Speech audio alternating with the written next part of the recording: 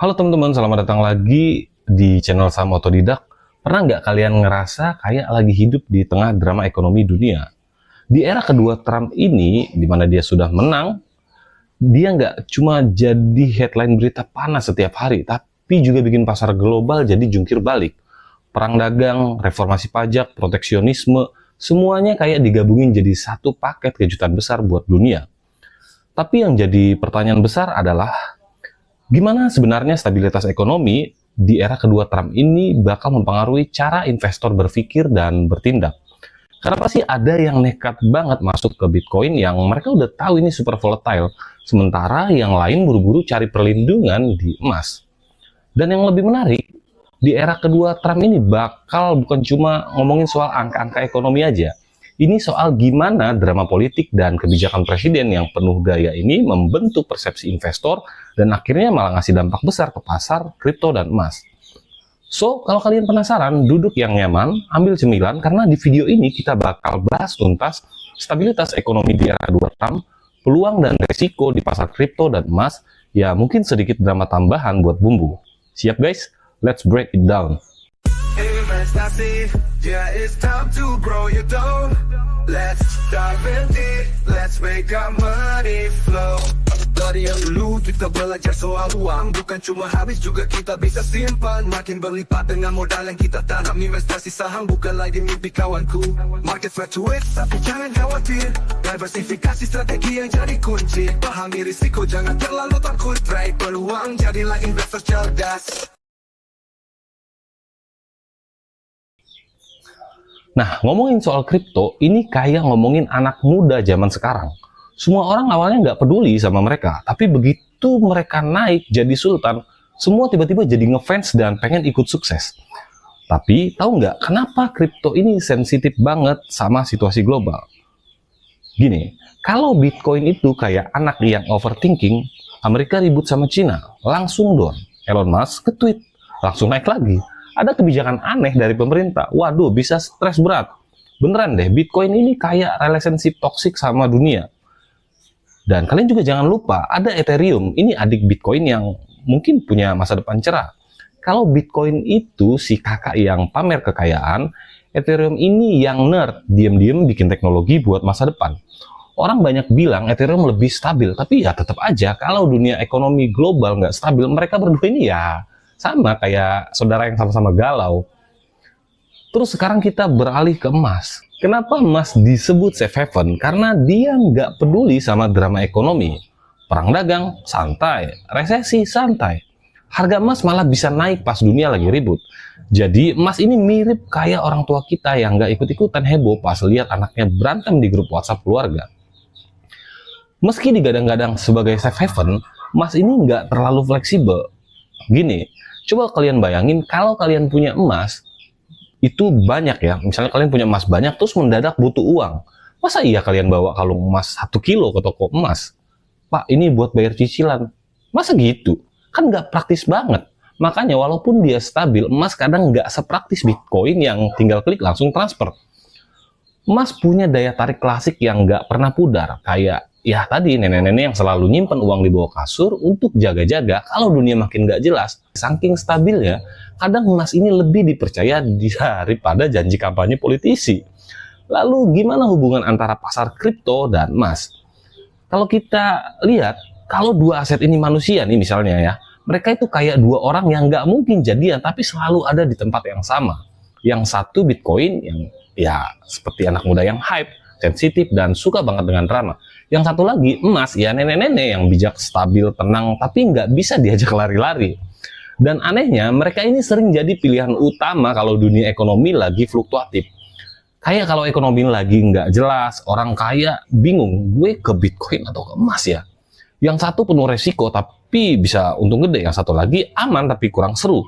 Sama kayak orang milih pasangan, kan? Resiko tinggi atau kenyamanan yang stabil. Dan tahu nggak, kripto sama emas ini kadang punya hubungan kayak hubungan saudara tapi beda bapak. Kalau ekonomi global stabil, investor lebih pilih Bitcoin karena potensinya besar, kayak investasi di startup teknologi lah. Tapi begitu dunia udah mulai chaos, perang dagang, inflasi, dan presidennya nge-tweet yang bikin geger malah, semua orang lari ke emas Bitcoin langsung ditinggalin kayak mantan yang nggak bisa diandelin di saat-saat sulit. Tapi jangan salah, ada juga momen di mana keduanya naik bareng. Biasanya ini pas ketidakpastian global lagi di level hardcore. Jadi bayangin aja, ini kayak dua orang yang tadinya cuek-cuekan tapi tiba-tiba kompak karena sama-sama panik. Contohnya pas pandemi di COVID-19 deh. Baik emas maupun Bitcoin itu kan naik. Kayak semua orang tiba-tiba bilang, udahlah kita simpan uang di mana aja asal aman. Jadi kalau mau dibilang emas sama Bitcoin ini kayak tim yang nggak sengaja solid di situasi darurat. Tapi jangan harap mereka bisa akur terus. Karena begitu keadaan mulai stabil, biasanya Bitcoin jadi liar lagi dan emas balik jadi nenek-nenek yang tidur siang dengan tenang. Ngomongin kebijakan ekonomi Trump, ini sama aja kayak nonton serial drama politik yang nggak ada habisnya. Apakah itu berkat data intelijen? Dari mana logikanya? Dari mana? Kebijakannya itu penuh dengan kejutan. Kadang bikin kita tepuk tangan, kadang bikin kita bingung, ini beneran serius atau lagi bercanda. Yang pertama, proteksionisme. Trump ini udah kayak kepala keluarga yang nggak suka kalau ada yang nebeng makan di rumahnya tanpa kontribusi. Jadi dia bikin tarif impor setinggi tembok di perbatasan. Cina, kamu bayar dulu ya kalau mau dagang sama kita, katanya gitu. Tapi ini bikin ribet semua orang. Ekonomi dunia langsung heboh, investor panik, dan pasar saham kayak naik roller coaster.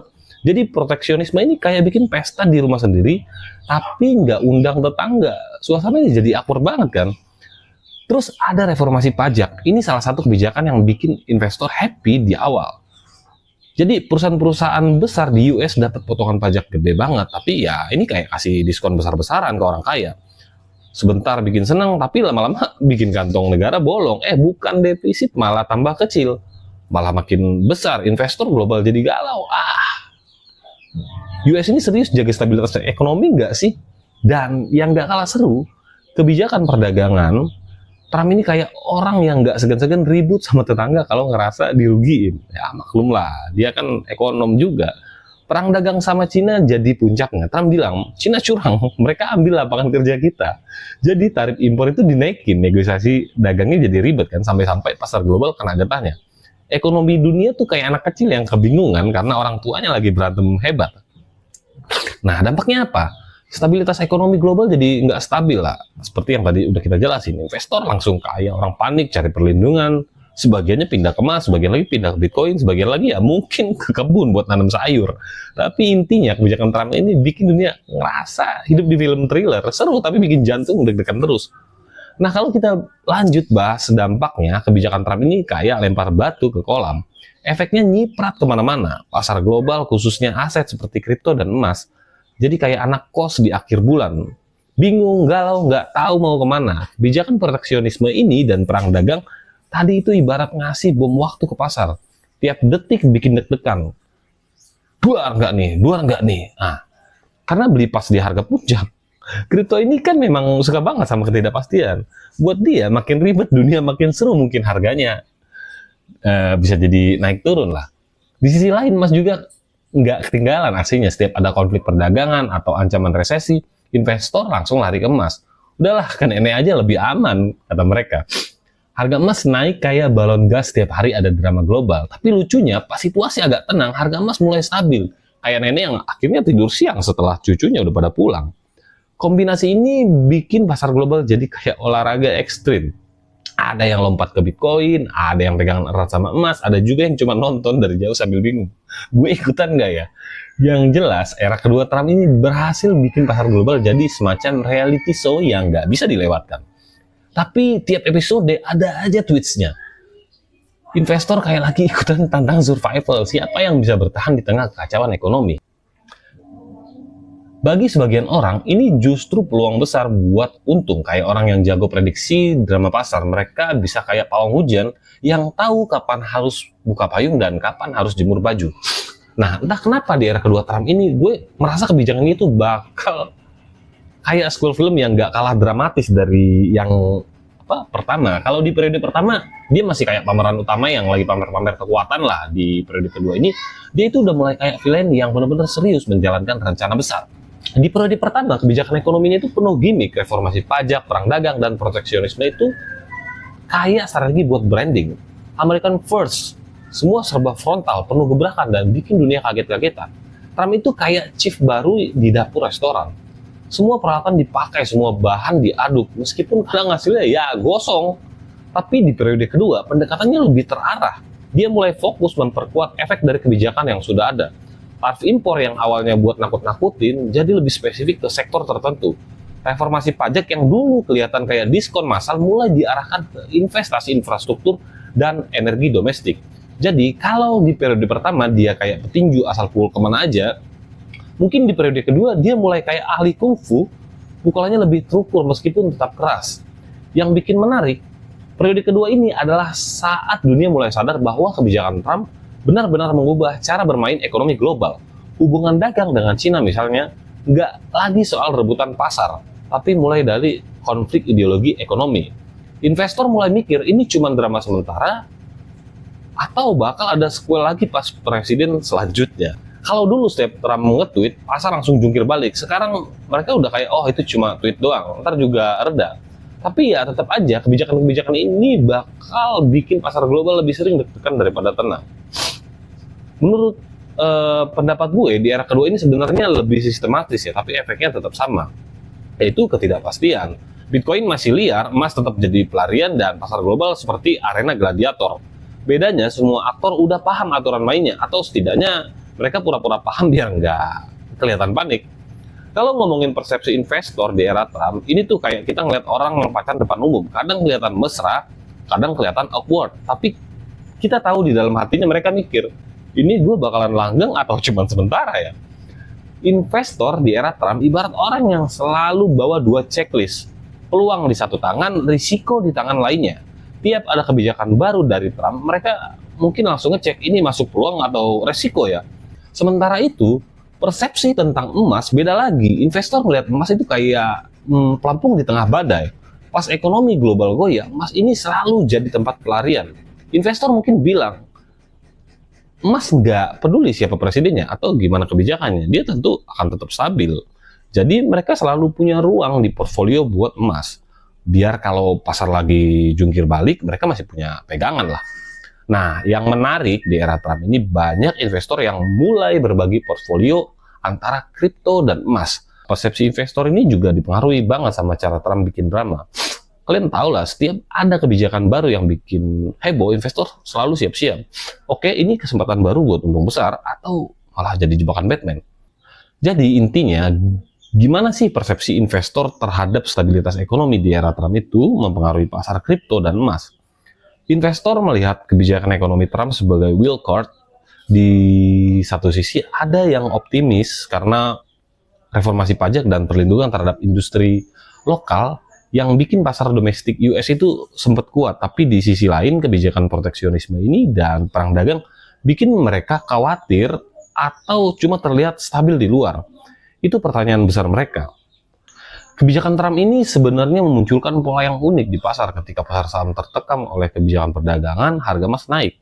Sementara Bitcoin juga ikut-ikutan heboh karena dianggap sebagai aset alternatif. Jadi kalau kita simpulkan, semuanya era kedua Trump ini benar-benar kayak pertunjukan sirkus ekonomi, penuh aksi tak terduga dan kadang bikin penonton alias kita semua lupa napas. Dan kalian bakal lihat pertunjukan sirkus dan mungkin bakal bilang, ini aksi beneran atau cuma trik buat cari perhatian.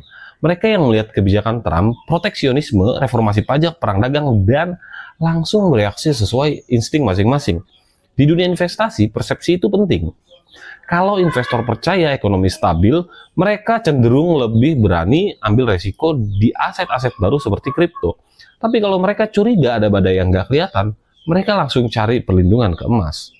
Jadi, itulah perjalanan kita hari ini guys. Kita udah bahas mulai dari gimana Bitcoin yang jadi anak gaul di dunia investasi, emas yang selalu jadi nenek yang bijak, sampai kebijakan ekonomi Trump yang bikin pasar global kayak arena gladiator.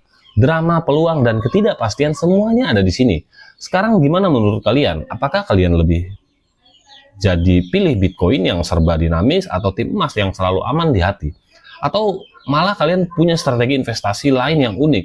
Tulis di kolom komentar ya, karena gue pengen banget ngeliat pandangan kalian soal ini. Kalau kalian suka video ini, jangan lupa kasih like, karena setiap like dari kalian itu bikin gue makin semangat buat bikin konten yang gak cuma seru tapi juga informatif.